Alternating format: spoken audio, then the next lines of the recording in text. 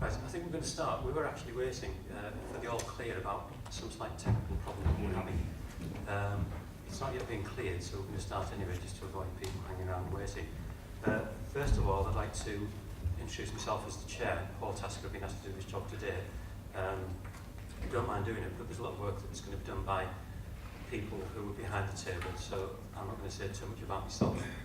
I'd like to start the morning off by introducing Kevin Parker, who's the director of ARC, who would like to say a few words just by way of introduction for today's events. Thank you. Well, good morning, everybody. I've been asked to just open things and welcome you all here to ARC, and it's a real pleasure and privilege for me to do so.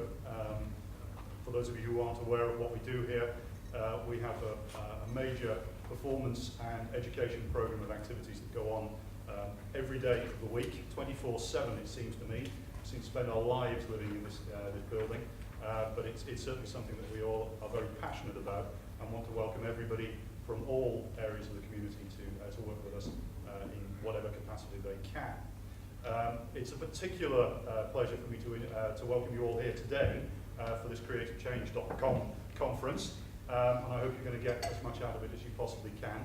I know that there's a wide range of programs lined up for you across the day, not just the panel discussions, which you're going to go into in a session, and unfortunately I can't stay because I've got a prior meeting that I have to go along to.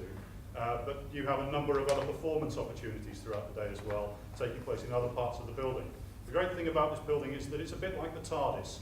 You see the front and you think it's quite small, and then when you get in here, there are spaces everywhere and things going on all over the building. And that's a great tribute to the building. In some respects, it can be a bit difficult at times, because when you look from the outside through the big glass panels, you say, there's not many people in there, are there? Well, actually, there's 900 of them somewhere secreted within the bowels of the building. We go up 3 floors and down into a basement as well. We have films today, you have poetry, you have drumming, you have all sorts of performances, and I really hope you take the opportunity to go along to see some of the work which has been created and is being shown for you today. One little piece of housekeeping that I've been asked to do is to point out the fire exits. So I feel a bit like a trolley dolly, but if you look behind you and to the right and left, you will notice that there are fire exits. Should the fire alarm go off, it's not a drill. It will inform you what to do in the case of a fire alarm going off. A very interesting voice shouts out that you should vacate the building in an orderly fashion. We have heard it on a couple of occasions. And then the fire brigade turn up. It's not likely to happen, and I really hope that it doesn't, because it will spoil the day, but it happens occasionally. So if you could just make your way to the exits, which are marked in the usual fashion. Other than that, welcome everybody, and I hope you have a great day. Thank you very much indeed.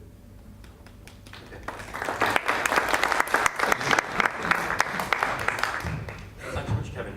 The idea of the panel discussion is basically the people sat behind the table, each speaker is going to give a short 10-minute presentation followed by questions from the floor at the end of the presentations.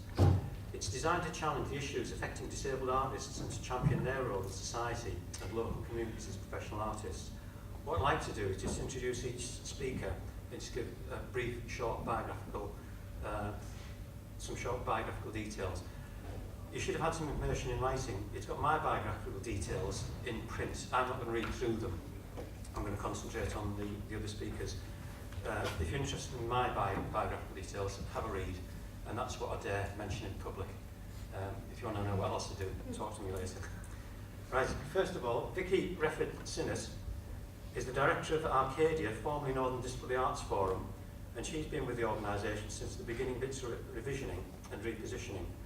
Prior to this, Vicky was Director of Arts in Disability Ireland, where she directed the first 2 pieces of disability theatre in Ireland. Anthony Bassett, on my far left, is involved with 3 of Tees Valley Arts projects: Inkspots greeting cards designs, Small World Big Drums, and Shoot Your Mouth Off. He is a member representative for his colleagues in the Middlesbrough-based Scone-upon-Teesside. To support and enhance his skills working within the community, he has attended a number of personal and social development courses. He's also an ardent Middlesbrough fan. Kev Howard on my left is a community musician concentrating on projects within schools and disablement groups. He has worked within the disability arts field for the past 11 years, both in the voluntary and commercial sector, helping people to engage with and expand their creativity through the media of music and photography. He's also been an active ambassador for bringing didgeridoo-related music to the North East, and is locally and nationally and internationally renowned musician. On my right, I've got Rob Huggins from Liverdarchi, apprenticeship coordinator, and also Alex White. Unfortunately, I haven't got the biographical details in front of me to read, so before Rob speaks, hopefully he can fill you in with a few biographical details from himself. So if I can start off by asking Vicky to talk about the professional development of disabled artists. So you've got 10 minutes starting from now. Okay. After which we'll have some questions. Thank you. Thank you very much to Terry for inviting me to speak, and to Tees Valley for organising such an interesting day. I can't wait to see the artwork, and it's brilliant to see that the voice of the artist is so well represented throughout the day. I'm going to talk about professional development of disabled artists based on the research and consultation that we've been involved with for the last 18 months as we've repositioned ourselves as a strategic organisation promoting the artistic and cultural equality of disabled people, and also on discussions that we've been involved with at national level in disability arts. I think it's just important to say that I am director of Arcadea, which is our new name, and I'm speaking to you as a disabled arts manager with a theatre background. It's very important to give a context for the work of professional disabled artists, the environment that we're working within. And I want to be quite clear that I think understanding the context of the work is crucial to promoting and creating opportunities in professional development. We would say that it's ineffective to promote professional development if we don't consider and build in the bigger picture. There are 9 million disabled people in Britain that we know of. 70% of us become disabled people later in life. The North East has the highest proportion of disabled people in its population in the country. And the North East also has the smallest percentage of disabled people in employment of all the government regions.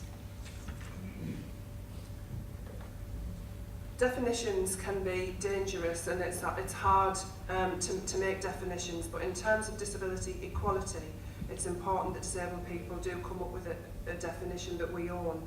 We are a diverse community of people across a range of impairments, from a vast range of backgrounds, with varying experiences.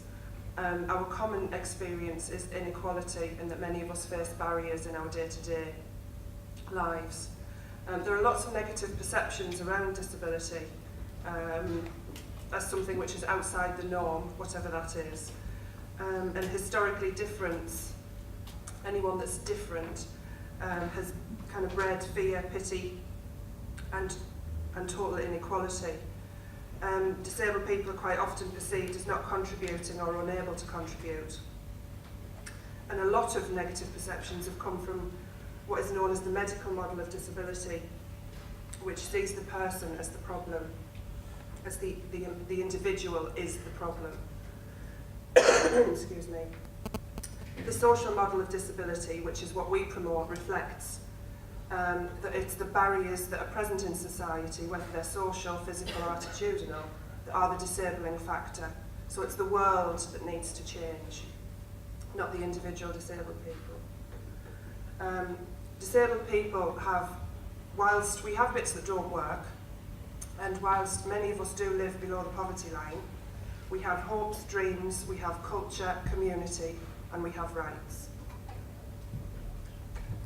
In terms of Arcadea, as I said, we're formerly Northern Disability Arts Forum, which was set up 13 years ago by a group of disabled artists who wanted to improve excuse me, opportunities for disabled artists. Self-determination is key in the world of disability equality.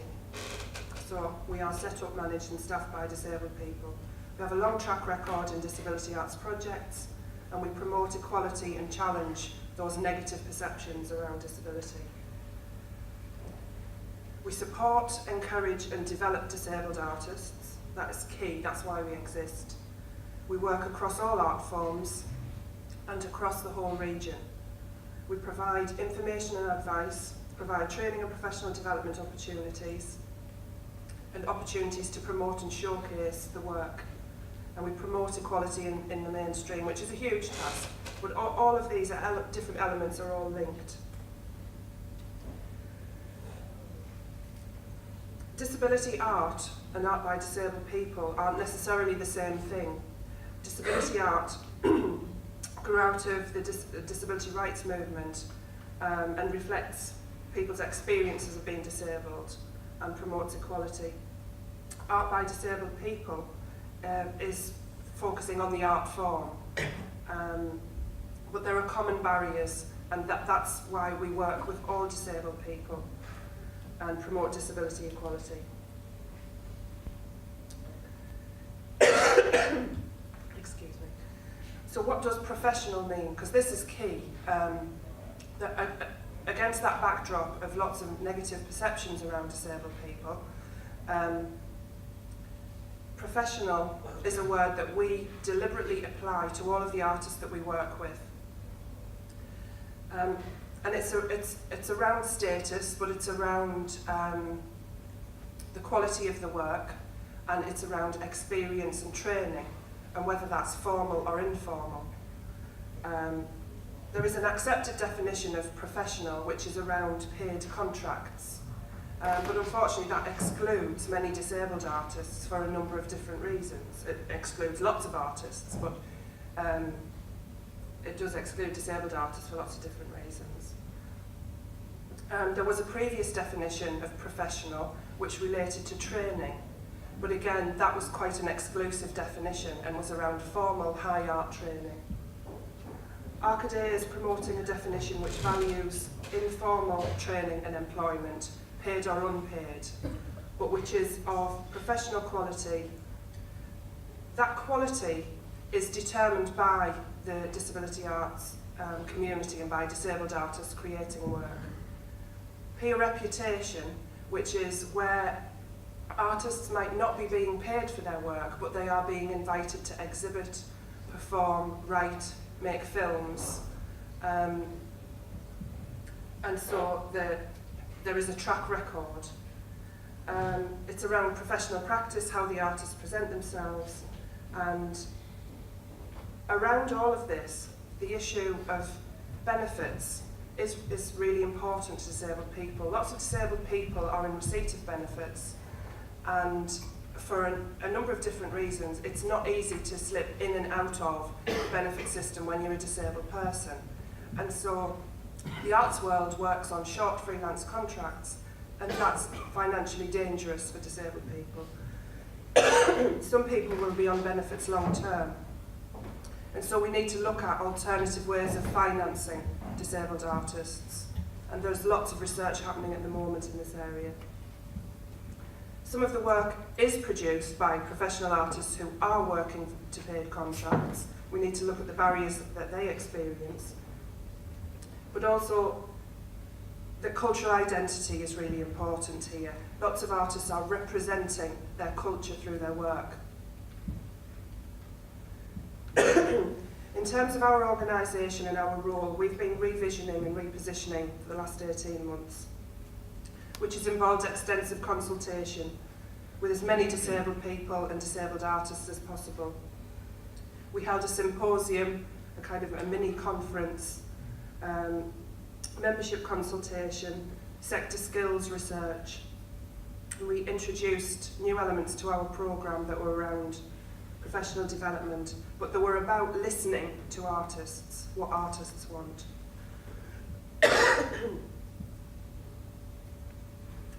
The new priorities for Arcaday are around the artist primarily and the environment within which we work, because they go together. If the environment isn't accessible, it's going to be very difficult to promote disabled artists professionally.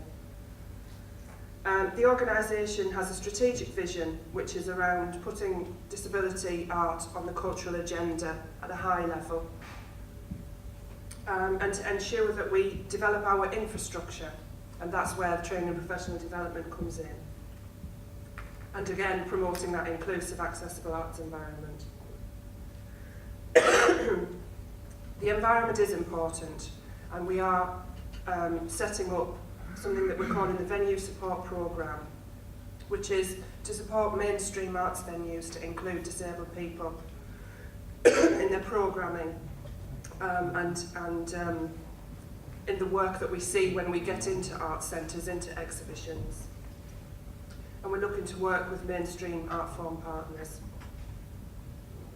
The artist has identified in our research that they need creative spaces in which to create the work, accessible studios, accessible performance, accessible workshops, and also platforms to share their work, to exhibit and perform.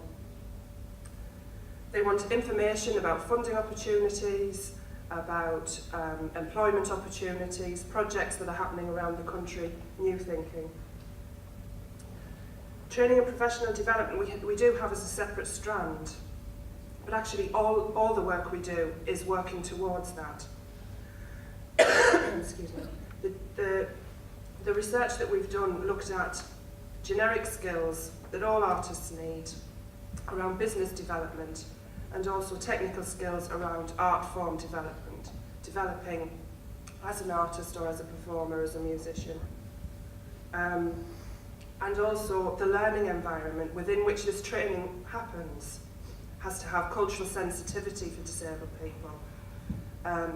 It has to be meaningful training, so sometimes that does mean that training's delivered by other disabled people.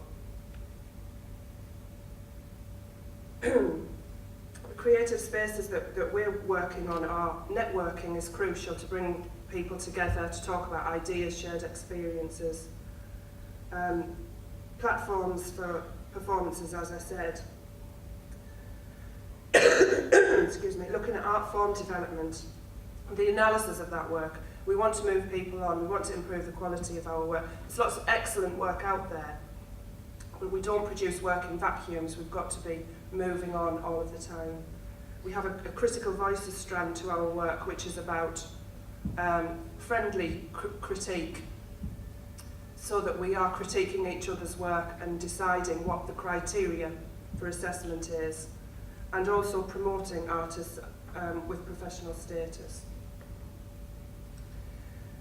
All around that professional development, there needs to be an infrastructure, and part of that is information, and part of that promotes disabled people and the work of disabled artists. We have an online gallery, we're developing an online directory. Our newsletter is being developed and redesigned. Creating how-to information sheets, how to write a funding proposal, how to write a press release. In our office we have an artist information resource, which is where artists can come in and use Funderfinder, use different technology. And also, we need to map our sector. It's an important piece of research that hasn't happened, but who's out there and what are they doing? Are they working in a paid context or an unpaid context? The training and professional development strand itself, we are looking, we have raised funding to deliver a disability arts organisation traineeship, and we presently have someone who's working with us towards arts management in disability arts, and that's on-the-job training. So we're looking at diverse ways of learning. We have a mentoring scheme that 5 artists are going to be able to choose mentors either from within disability arts or outside it, and spend a year being mentored in their art form and also within business development. We have training courses in business development and facilitation, and also different art form development programs. We're working with art form partners to develop specific training. And crucially is one-to-one support for disabled artists.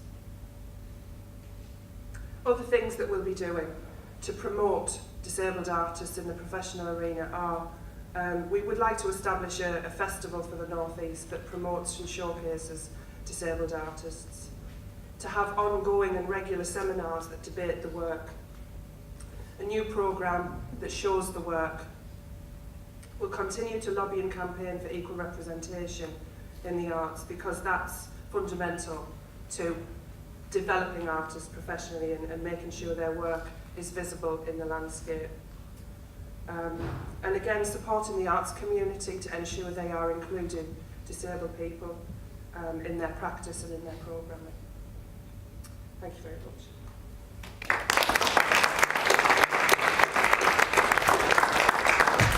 Thanks very much, Vicky. Just a brief opportunity now to ask Vicky any questions, so don't be shy. If there's anything you want to ask, then, you know, just put your hand up and speak. Do you have contact address and telephone number? Yes, yeah, I can give you all that sort of information afterwards. Thank you.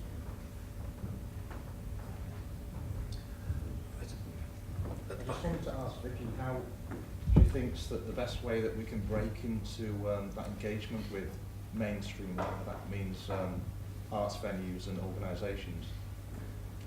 The question is, how do you think you can break into mainstream arts and venues? Is that correct? Yes, start that active engagement with them. Well, we're doing that in two ways. At a strategic level, we're engaging because we have a legal framework around disability and the inclusion of disabled people now, which is fine. But actually, direct engagement with individual venues or organisations is the way that we're finding that we are able to be included in their work. But it is a long, slow process, and it's not going to happen as a blanket kind of suddenly we're all going to be allowed into every venue, or that every venue is going to be accessible. There is a particular problem around accessibility in venues in the North East, and that's not just about physical access, it's about what we see when we get into spaces. But again, it is by just developing relationships with venues, and we are starting to do that. We have a good relationship here with the ARC. We're starting to develop a partnership with the Baltic, and we're looking to build on that, but also to support local arts development agencies around the region in terms of the venues that they're involved with, or organisations, in terms of promoting inclusive practice, and that support that we can give directly.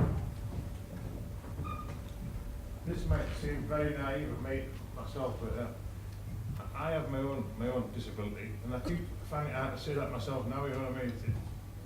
When does a person become a disabled artist as opposed to a non-disabled artist? How do people present themselves as needing help from yourself or from your organisation? Does someone decide, well, yes, that's because you are a disabled artist, or I'm sorry, you're not disabled enough, you know? I find it, there's loads of categories coming at me from all over the place, and this is another one, you know, so... Well, the definition, the ultimate definition to us is whether a person regards themselves as a disabled person. And so if you regard yourself as a disabled person, then you present to us just by picking up the phone. That's how most people make contact with us.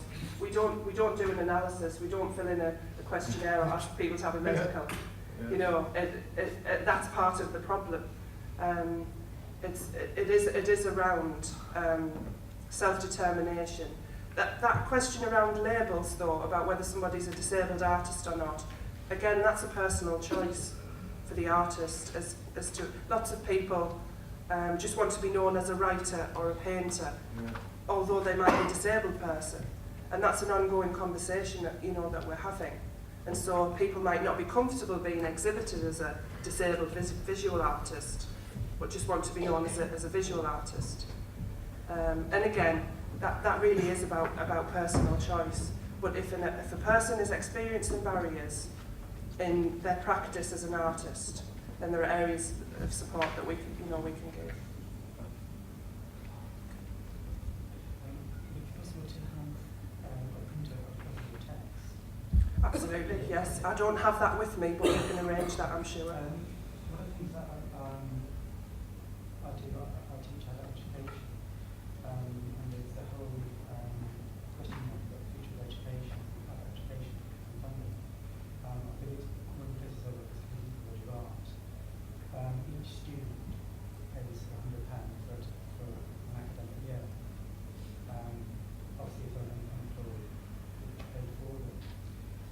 government tops that £100 off by £200. The government has now decided to move all that funding, this is nationwide, from education to 16 and 19-year-olds.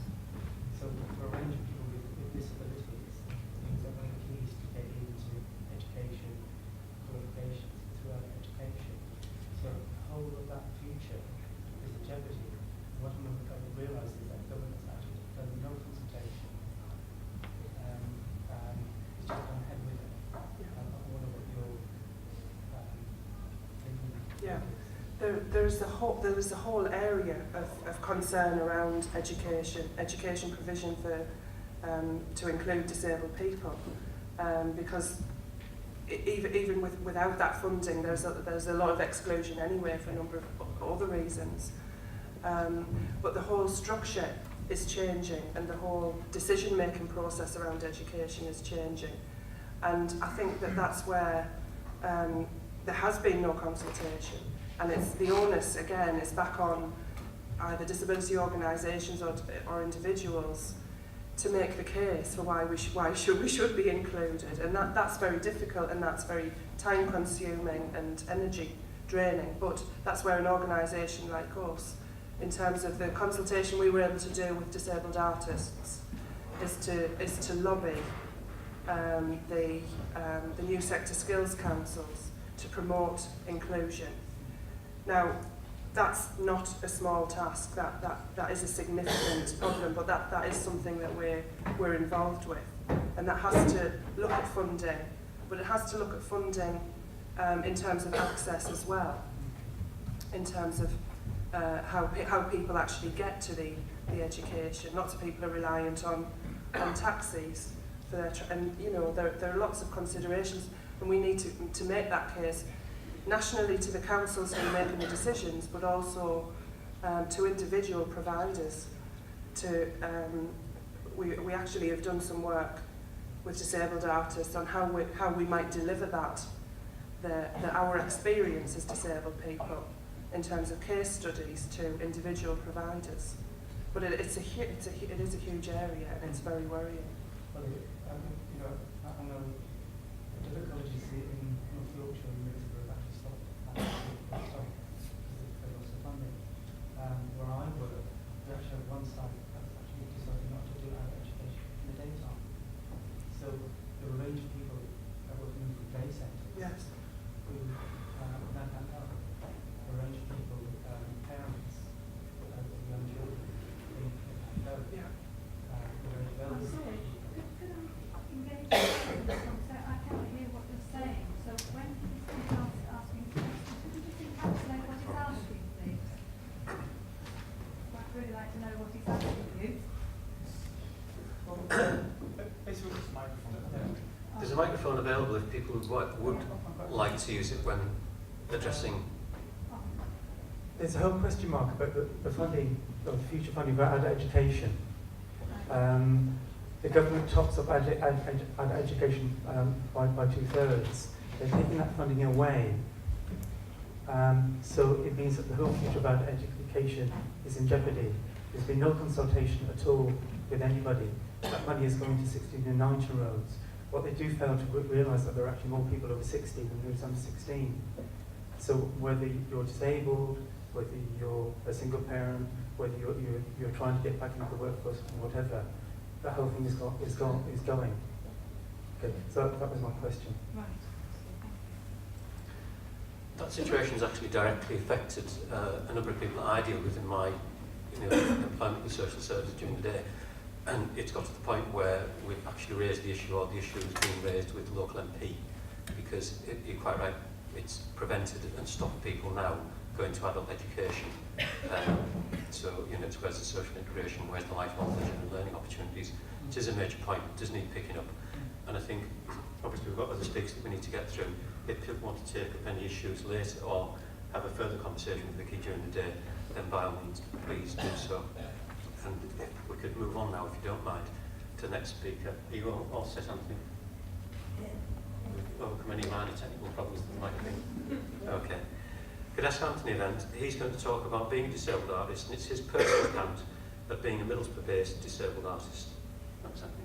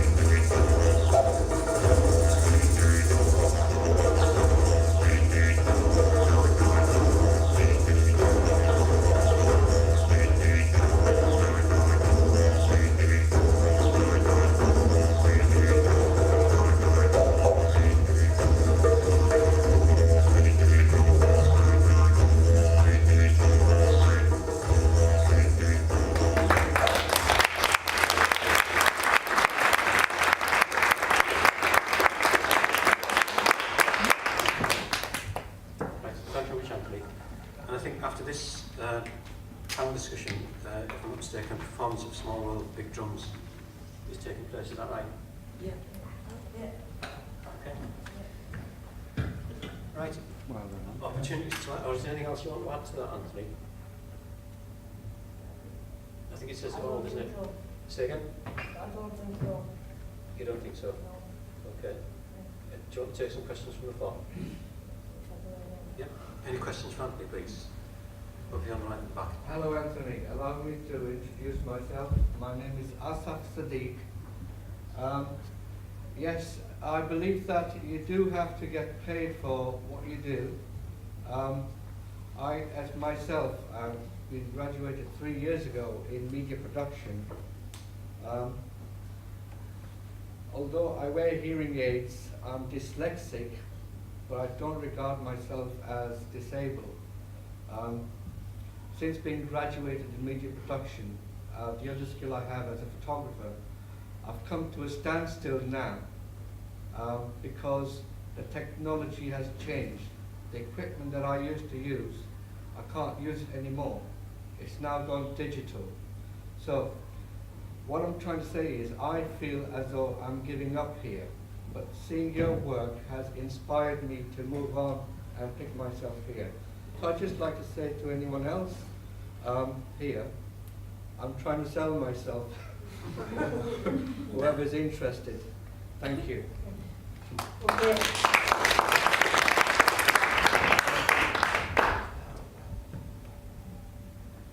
Any more questions for Anthony?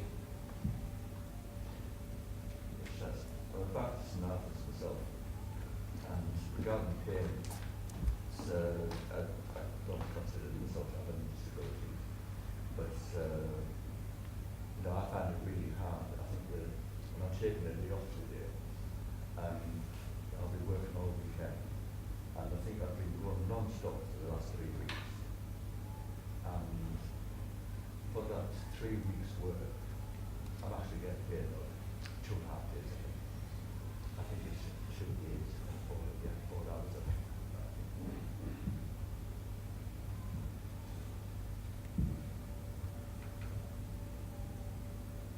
Thank you.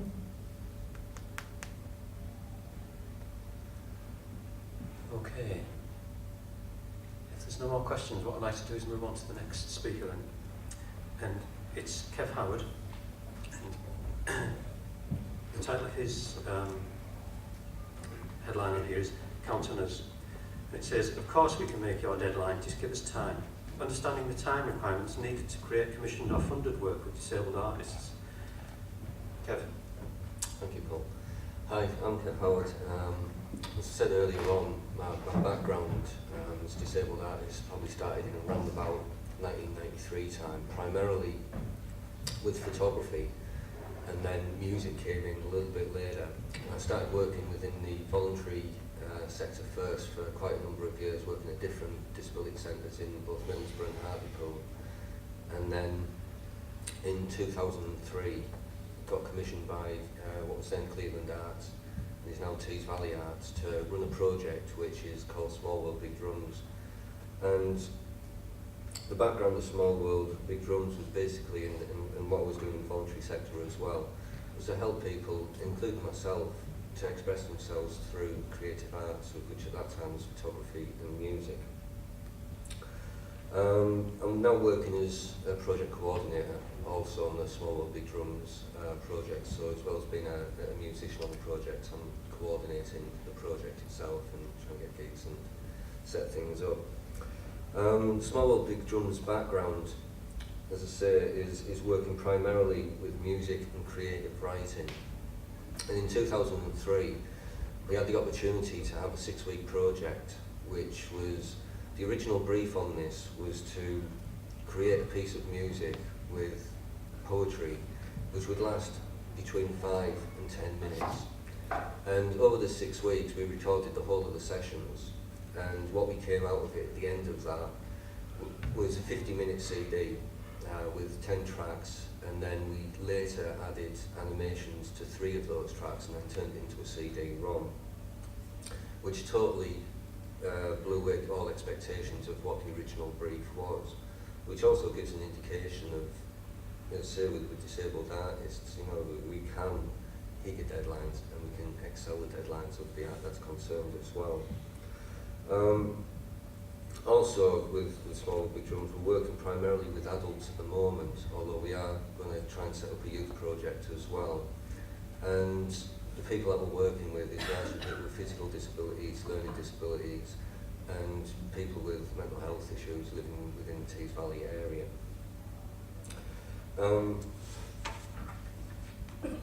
From there, from 2003, there was a gap year of approximately 9 to 10 months where Tees Valley Arts were, or at that time Cleveland Arts, were trying to get further funding, of which they finally secured with the ERDF programme from Europe. And then we were commissioned again in, I think the initial talk started in December of 2003, and the project started for real in February of 2004. And the brief for that was to produce 10 to 15 minutes of film using whatever means that we had. We had a really good brief on it.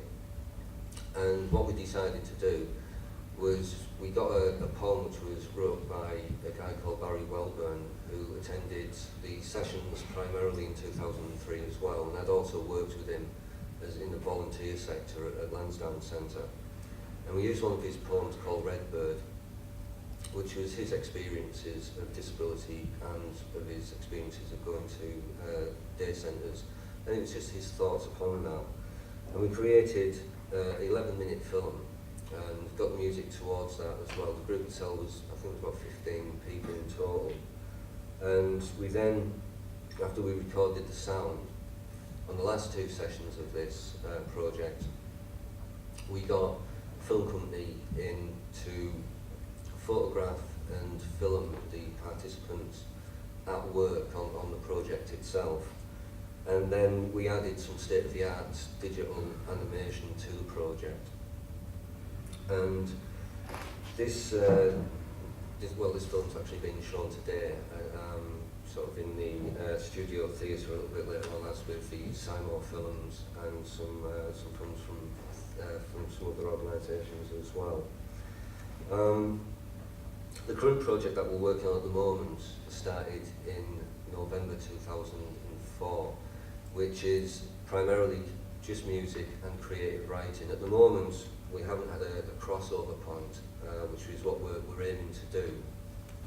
But at the moment, we've got the 2 projects running, which is creative writing and music. And again, the work, we're doing the performance of Small Big Drums at around about 11:15, I think. And then as part of the Keenaz,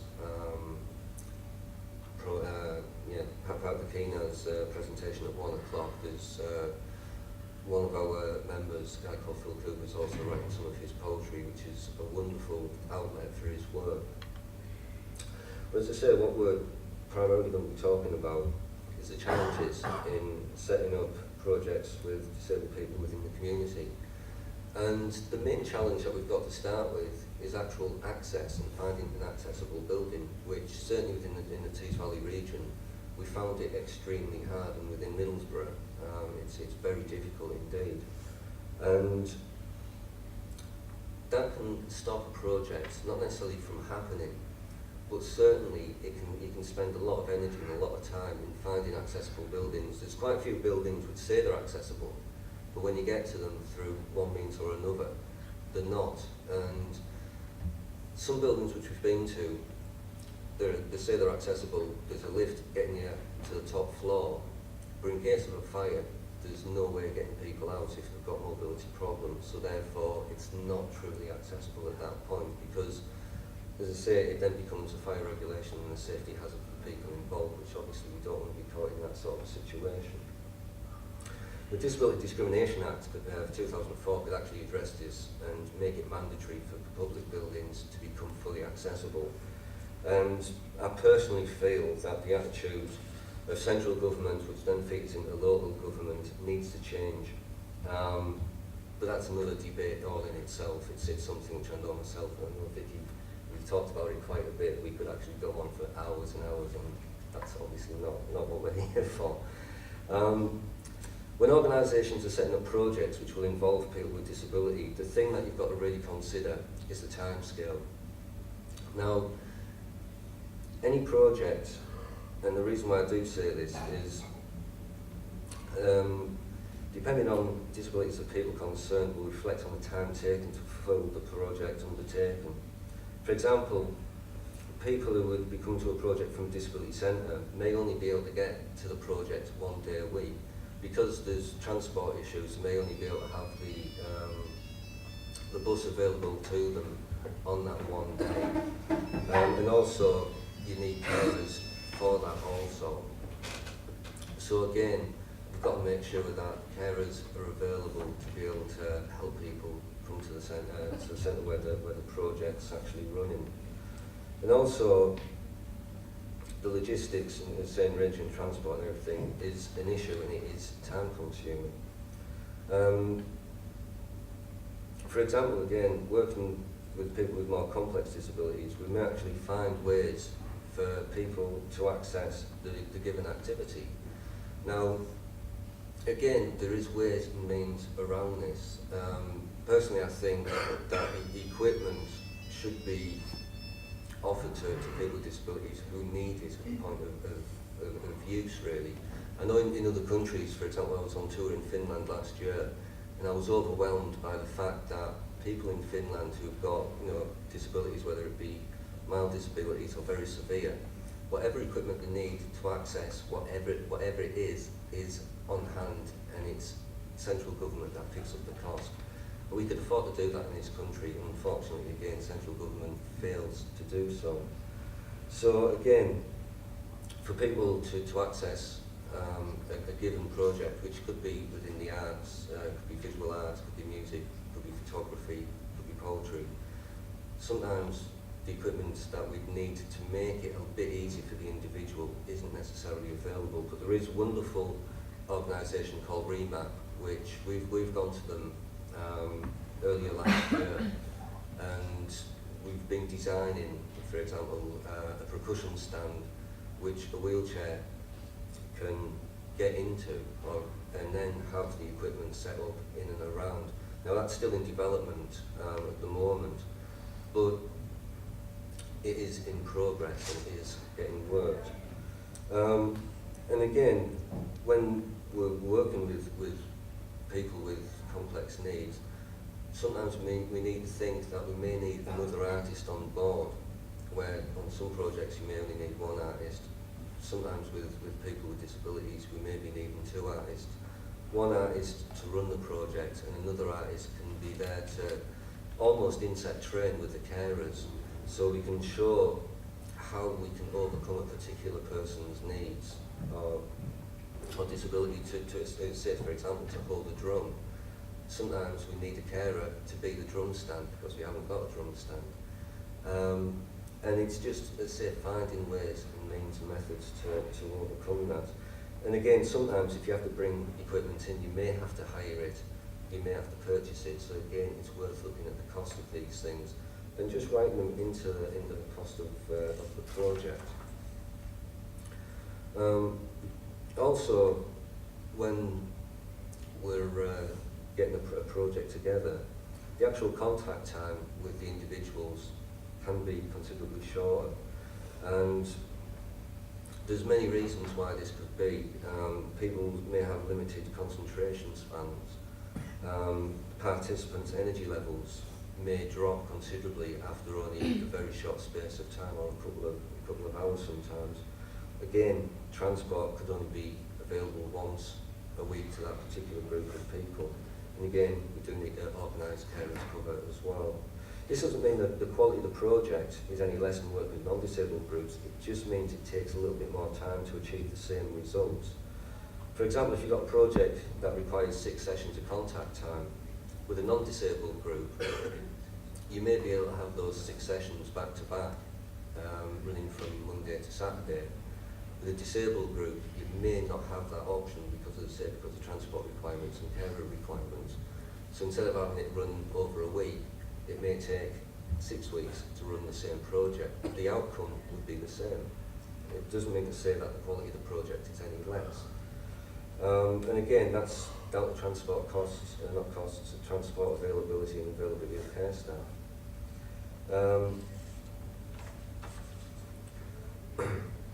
If your group's going to, again, getting on to, as I said earlier, the case of people with different disabilities, we're not all the same in terms of our disabilities. My disability is very different to other people who may have mobility problems. So again, we've got to look at all of these sorts of issues as well, and just making those considerations when organising the project and giving enough time to be able to allow for this. One of the things which we found when we were setting up Small World Big Drums, the initial outcome was when we started it, we were given 18 months to take it from a starting point to take it into a social enterprise. Now at the time when I was given the brief on that, I thought that was enough time, and it actually hasn't been. So again, you've got to allow yourself a longer setting up period. And again, this does depend on the nature of the group that you're working with. For example, if you've got a group of people with learning disabilities, it may take a greater amount of time setting a group up, because you need to go through the constitution so that everybody within the group understands fully of what's going on, sort of within that. And where again, with people who've got different levels of physical disabilities, you may be able to work things much quicker than some people who've got more complex physical disabilities. So all, I say, it's not a level ground. It's all very different. So you've got to look at it as individual. You can't look at it as a whole group and make a generalisation. It just, as I say, the mechanics of setting up the social enterprise maybe just that little bit longer. To conclude, the arts changes lives, whether you've got disability or not. Art as a vehicle for expression, or self-expression with disabled people is actually invaluable, whether it's with music, creative writing, photography, digital imaging, painting, whatever the medium. Art can change people's attitudes about how society views people with disabilities and how people with disabilities view society, which is also a very important point. After all, most people take it for granted that we can jump on a bus, plane, train, and it's no problem. People with disabilities, or not all people, but with some people within the disability community, it is a major problem. And if you had a body of work which showed this to the general public, then again, you could change people's attitudes within that. To conclude, what we need is, we need to give us the time to produce the art, give us the support and the training we need to be able to convey the message. And we'll give you a greater knowledge and understanding of ourselves and as disabled artists.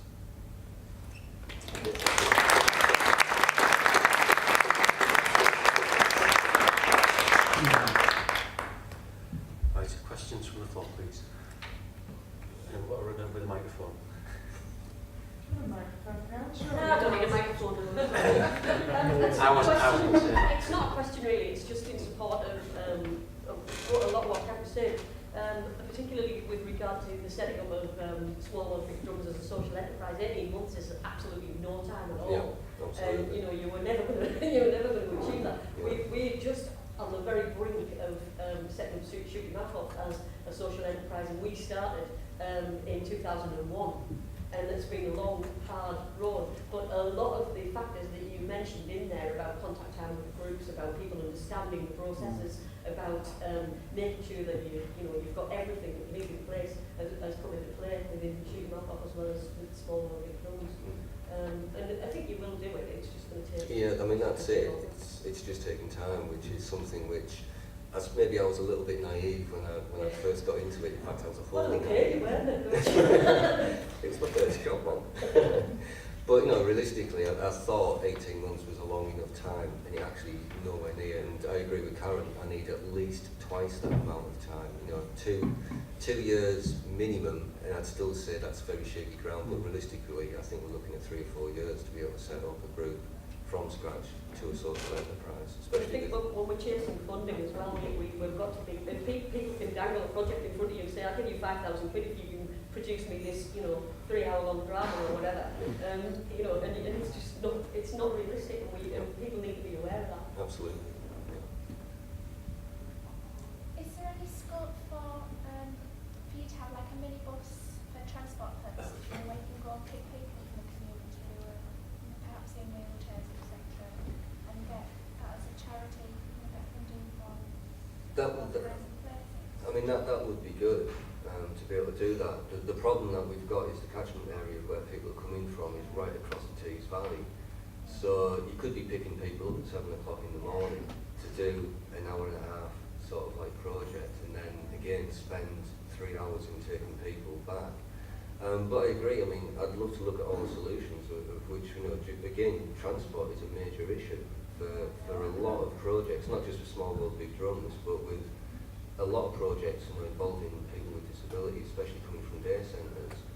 You've got to have the availability of the bus, you've got to have the availability of the staff, and if staff are off, we've encountered this problem, where if you've got 2 staff off at a particular day centre, then an activity can't take place because they haven't got enough staff to cover in the centre while they're taking staff out of the centre to do the activity.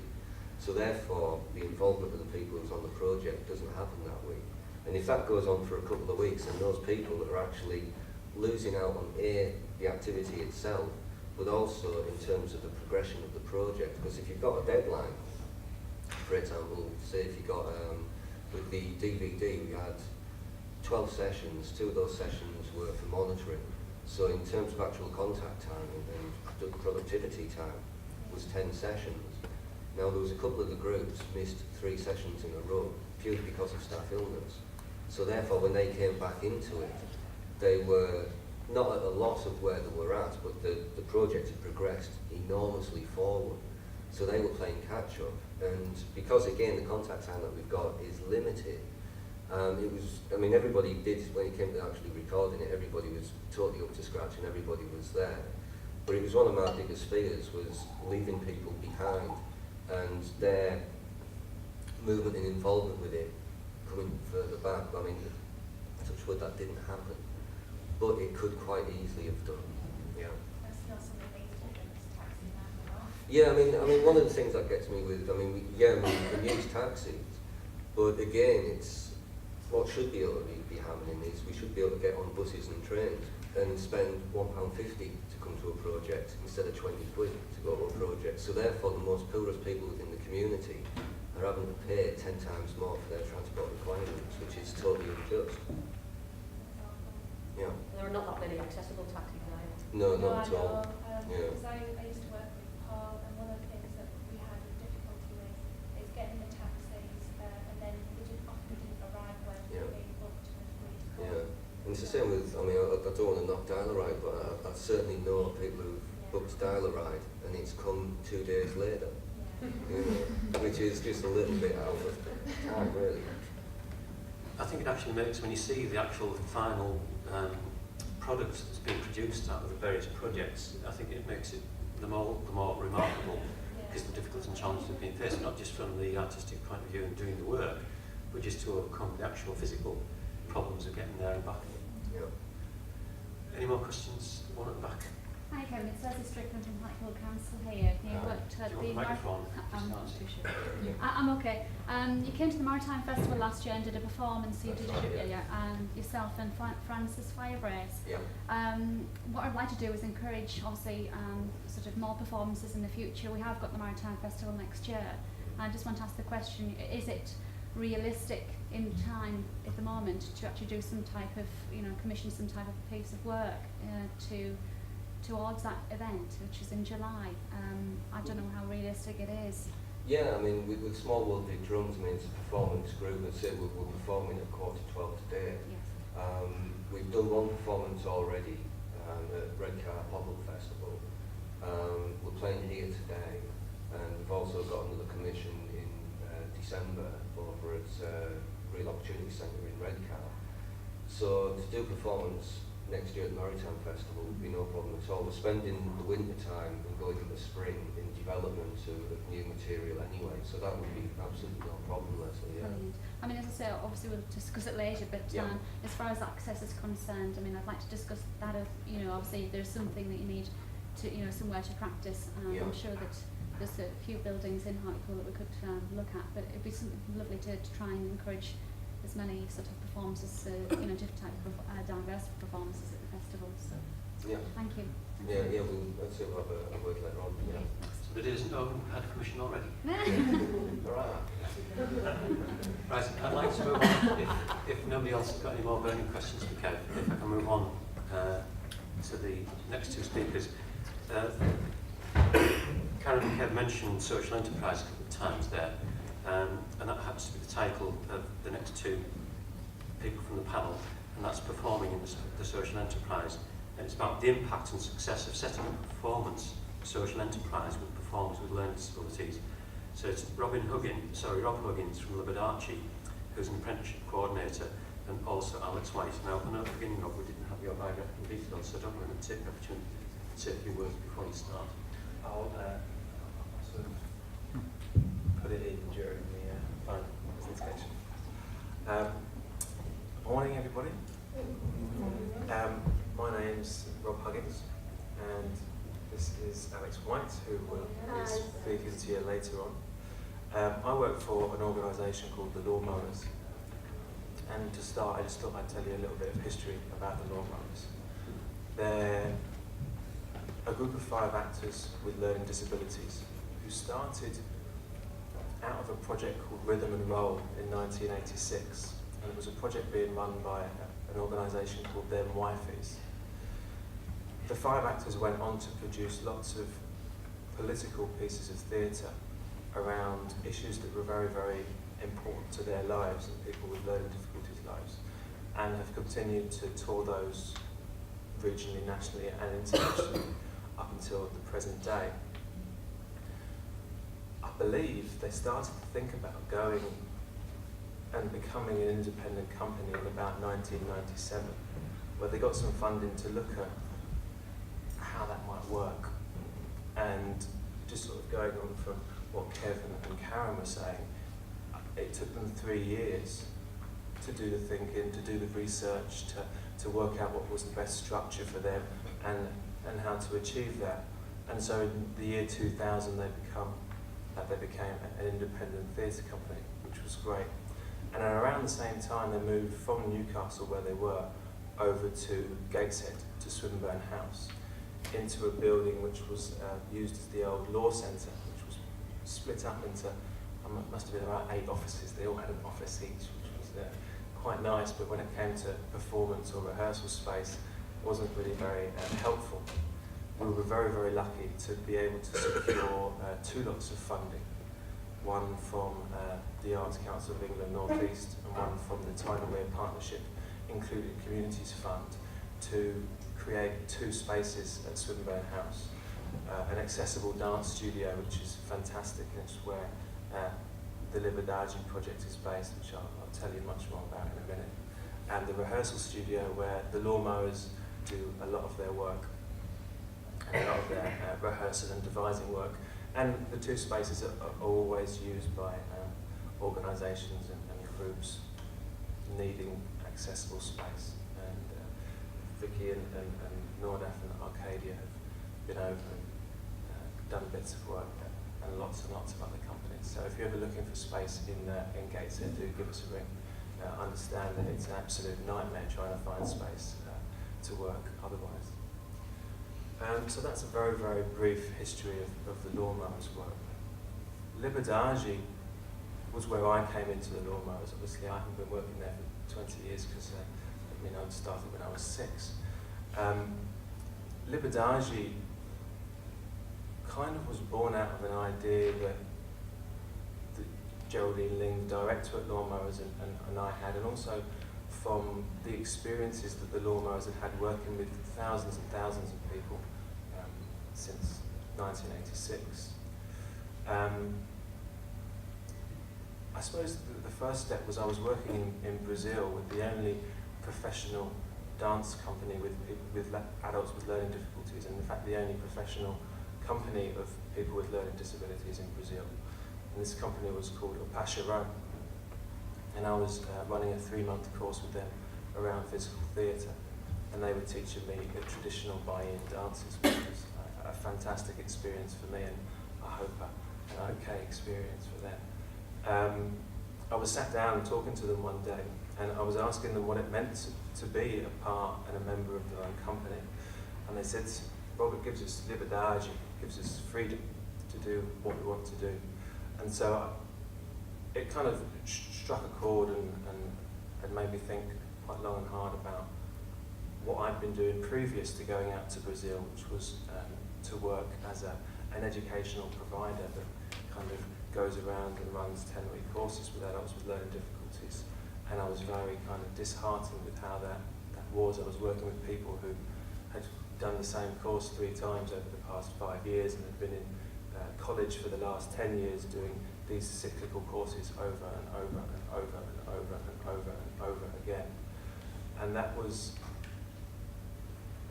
it was sad to my mind. It was a horrible waste of resources, and I didn't actually see much progression in people over those times. And so after returning from Brazil, I spent quite a lot of time talking to Geraldine Ling, and kind of batting this idea around about how could we create long-term employment opportunities for people with learning disabilities? How could we create those places where people didn't go for 10 weeks or 20 weeks or 60 hours or whatever, but actually could say, well, this is where I work, this is what I do, and I've been doing it for hopefully 2 years, 5 years, 10 years, or in the lawnmower's case, 20 years. And so I sat down and I went and started to volunteer first of all at the lawnmowers, and while volunteering there, wrote a number of funding applications and wrote a project and accredited the apprenticeship scheme. And luckily after a few months, or about 6 or 8 months actually, I secured some funding to run a 6-month feasibility study, which was great, a real new experience for me. And during that 6 months, I started to work with lots of groups, and I worked with Roaring Mouse in Hartlepool, and lots of other groups from around the region, and got people's ideas and what they felt should be involved in the apprenticeship.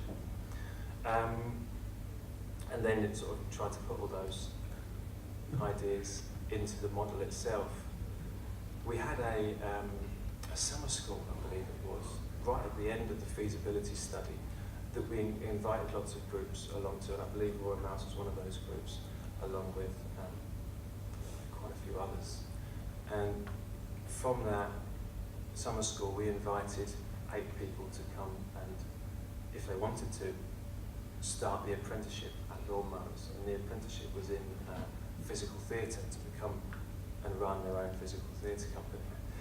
And those 8 people joined up, and we had our first day, which was a bit random because a new group, first day with these big plans and saying big things, and I'd done it 100 times before with lots of other groups, but it somehow felt a little bit different.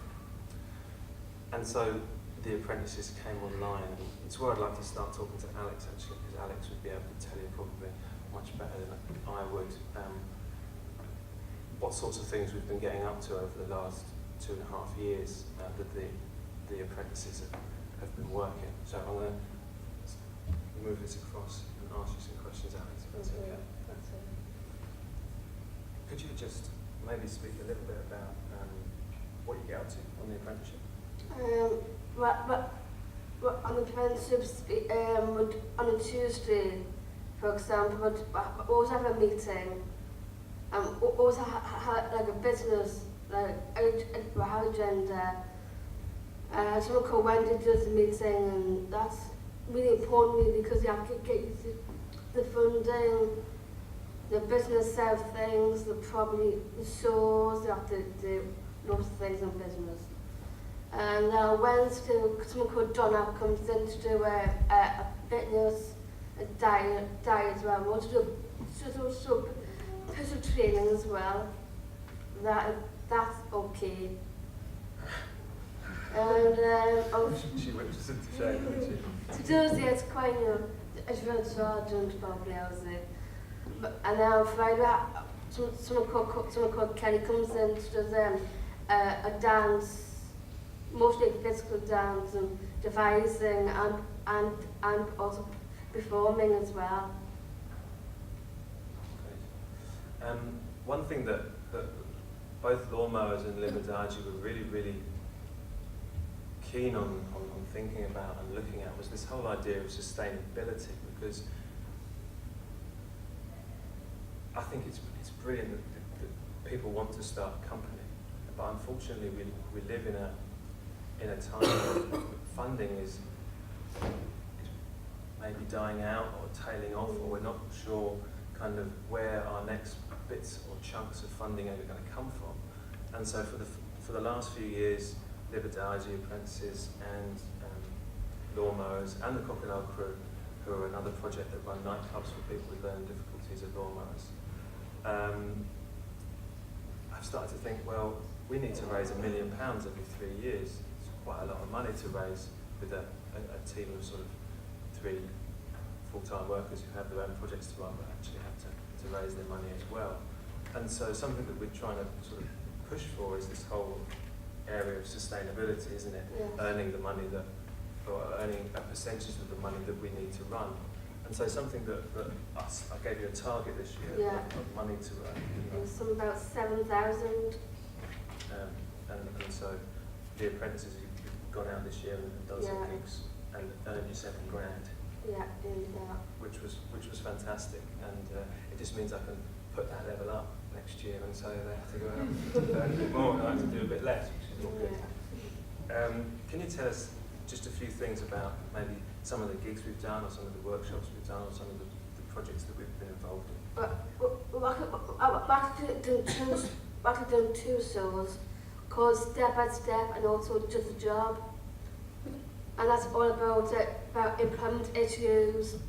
You're based on your first day nerves at work and and Step by Step, Just a Job. I mean, when you're actually in the college, trying to get a job, and it is tough out there, but go with it really. Just try your best. So those are the 2 shows, and all the shows are created from the group's experiences, and so I think they're 2 quite colourful and honest shows, and if you ever get the chance to see them, then please come along. We also made a DVD called Making It Happen with a guy called John Tilley, which was all about maybe showing how groups of people with learning difficulties could take that first step into thinking about starting their social enterprise. And that's been well received, and again, if anyone is interested in a copy of that, then you can get my details afterwards. What's really added value to the project at the minute at Lawnmowers is the other work that's happening at Lawnmowers. I got quite disheartened because it was great, this project was working, but it was working with 8 people in the region, 8 people in the country. And there's 1.2 million people with learning disabilities in the UK. And I was working with 8, or we were working with 8. And I was walking to work and suddenly I thought, actually that's great, but should do better, could do better. And so I started to think about how the idea of the apprenticeship could be mainstreamed, how other groups could take on that model, use the ethos that we'd worked with, used, and learn from our mistakes, really. And so we started to write this project, the development project, the Liberdade development project.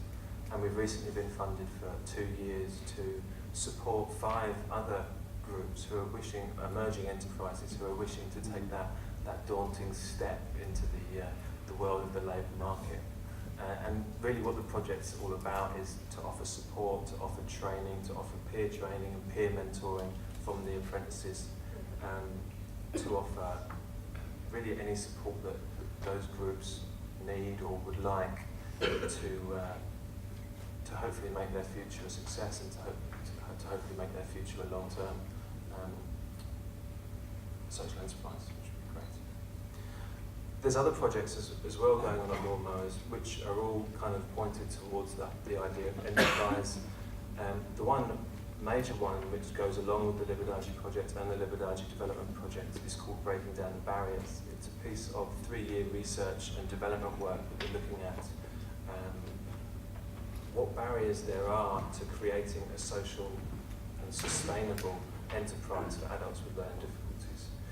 The first year is all about researching the barriers and researching any loopholes in those barriers. The second year is about developing resources, and so to develop those resources and to take them out to work with groups.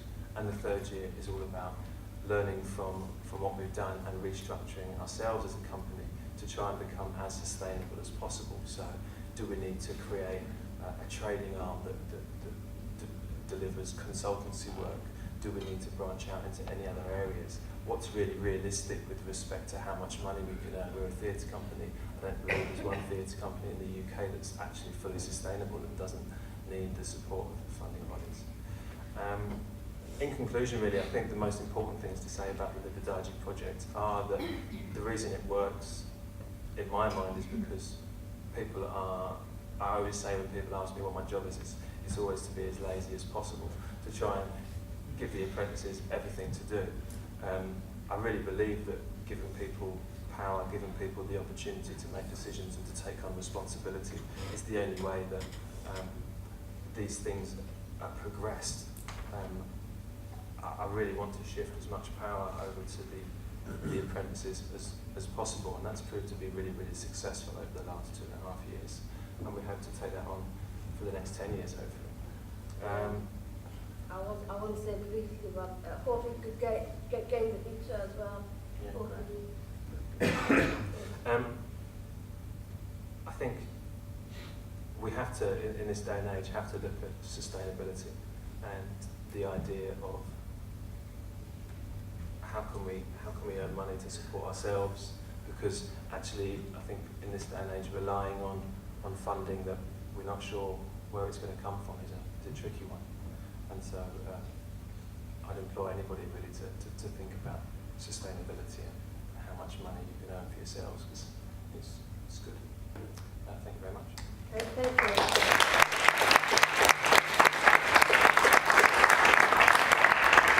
Thanks, Alex. Thanks, Rob. Is there any questions that people would like to put to Alex or Rob? I'd like to make an observation. Based on what everyone's spoken really. I'm with the Thornaby Community Forum in Thornaby at the local residence group, things like that. And as soon as you start speaking to people about getting involved again in any kind of work, or even if you ask them for details about their own identity, who they are, where they live, they start to get a bit itchy in some circumstances. And it all boils down to, particularly with people who are with any kind of disability, is benefits. Because they're terrified you're going to start feeding information to other people. You know what I mean? And I was pleased to hear from Vicky about the website, which I was ignorant of entirely. But I hate me. I'd just like to implore everyone to try and to make contact with the community at different levels. When they try, not to try and burst in on them. You know what I mean? I was ignorant of what you do, and the community that I work with, they're terrified of what you do, because straight away people are going to try and take money off them. Even groups like yourselves who are doing the best work in the world.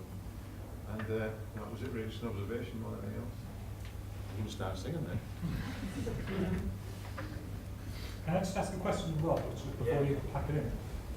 At Liberdagi, then, do you have a bank of performers that other people could come and sort of see and use? Is this them here, perchance?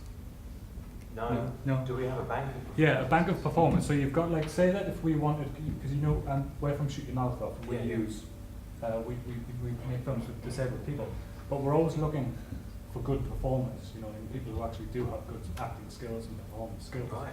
I mean, in a sense, the answer is both yes and no. Obviously, the companies go out and tour and produce their own work, but then always people are available to go elsewhere and do the work that they wish to do. And so, yeah, if you're looking for actors and things like that, that's always but that can always happen. Alex has just been down to London to do some work at the BBC and Channel 4, and I think it's going down there next week Yeah, again. I'm going again next Wednesday as well. Those sorts of things can always be arranged, and yeah, absolutely. Do you think that the training that you're giving to the apprentices is actually better than, say, what people would get at the Royal Mouse Drama Group or something like that? It's more focused and it's more directed, or it's more varied. You know, say they only do they do 1 day a week. You know, they're not getting that much chance to. Because we do 3 days a week, Yeah. that, in my mind, you know, you can carry on a momentum, and you can kind of. I think what's most important about doing more than 1 day a week is the level of ownership. It's like your job. You know, you go there pretty much every other day or every day of the working week, and you start to develop a culture around owning a space and owning the rights to your company. And I think when you're just doing 1 day a week, it's quite difficult to enforce that. Or sorry, enforce is probably the wrong word, but to try and encourage that. So do you know, like, is it Alex? Yeah. Yeah, When yeah. Alex goes off and does a job somewhere else, Alex, and for Channel 4, BBC, do you get paid, or does Libdaji get paid for that work? Like, say if you came and did a job for us, Yeah. and we had a specific budget, would we pay you or would we pay Libdaji? Who would get paid for that? I think I know that one actually. I think Liberdor Peter. So, Yes, Liberdor does. if Alex was doing work with the BBC or Channel 4 or something like that, she would get paid directly. If Alex was working with us to deliver shows, we would pay her. We don't pay people what should be the going rate because of, obviously, the barriers involved with people's benefits. That's just... Well, I do get paid next week, I know that. It is payday next week. I might be coming to you for a sub next week. But if you were to want to employ Alex or someone else, then that could be an arrangement that you would make with either them or us. I would imagine you'd make it with them because you're employing them as an artist as opposed to us as a company. Right. I'd like to draw this session to a close now, so thank you very much for your attention, your interest and your questions, and on your behalf, thank the panel members for their involvement in this discussion.